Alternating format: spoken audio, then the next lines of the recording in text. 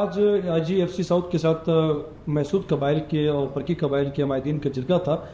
एक जो IGFC south ने एक ऐलान किया जो कि महसूद कौम का एक दरीना मुतालबा था। बहुत जल्द आने वाले दिनों में मंगरोटी टू गुरबस जो शाहराह है, ये जो क्रॉसिंग पॉइंट है या जहाँ पे वो होगा, अफगानिस्तान के साथ तिजारत जो है वो बढ़ेगी, कारोबार होंगे, लोगों के स्टेक्स यहाँ पे होंगे, तो यहाँ उससे अमन भी जुड़ा है, उससे तालीम भी जुड़े, उससे बहुत सारे मसाइल जो लोग यहाँ के लोगों के वो हल होंगे।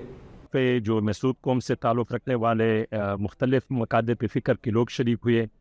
और IGFC साहब का जो किरदार पिछले 1 साल से या 6-8 महीनों से यहाँ पे चला आ रहा है, और उनके साथ जो हमारी इंटरेक्शन हुई, जो हमारी बातें हुई, वो हौसला अफ़ज़ा की।